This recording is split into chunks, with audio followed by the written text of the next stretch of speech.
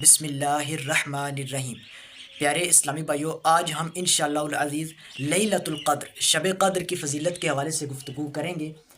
کہ جو رمضان المبارک کے آخری عشرے میں ایک رات ہے، وہ بڑی ہی قدر و منزلت والی رات ہے۔ تو پیارے بھائیوں، یہ اتنی قدر و منزلت والی رات ہے کہ اس پر اللہ سبحانہ و تعالیٰ نے پوری صورت ہی نازل فرما دی، سورۃ القدر، سورت نمبر 97۔ اللہ تعالیٰ فرماتے ہیں اعوذ باللہ من الشیطان الرجیم، بسم اللہ الرحمن الرحیم،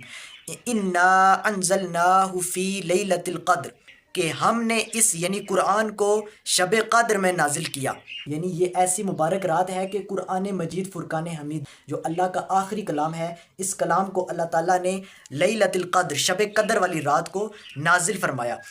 اور یہاں پر قرآن کے نزول سے کیا مراد ہے، اس پر دو رائے ملتی ہیں ہمیں مفسرین کرام کی۔ پہلی رائے یہ ملتی ہے کہ یہاں پر قرآن کے نزول سے مراد یہ ہے کہ اس رات قرآن مجید فرقان حمید ایک ہی بار لوح محفوظ سے، جو اللہ تعالیٰ کے پاس کتاب ہے لوح محفوظ، وہاں سے آسمان دنیا پر نازل ہوا۔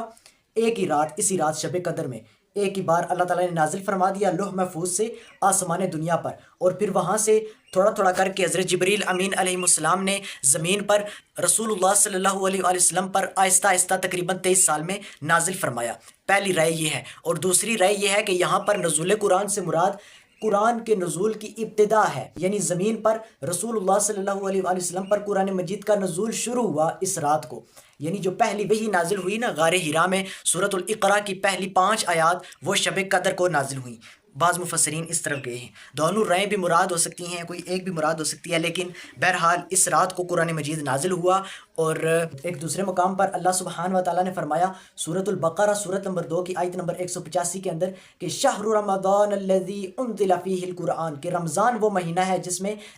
قرآن نازل کیا گیا۔ اور یہاں پر اللہ تعالیٰ نے وہ رات بھی بتا دی کہ رمضان کے اندر کون سی رات کو قرآن نازل ہوا، لیلۃ القدر میں نازل ہوا۔ پھر اس کے بعد آیت نمبر 2 میں اللہ تبارک و تعالیٰ نے فرمایا وما ادراک ما لیلۃ القدر، اور آپ کو کیا معلوم کہ لیلۃ القدر کیا ہے، یعنی شب قدر کیا ہے، یعنی آپ کو کیا معلوم، یعنی اس کی قدر و منزلت کو آپ کیا جانیں۔ پھر اس کے بعد آیت نمبر 3 میں اللہ تعالیٰ نے فرمایا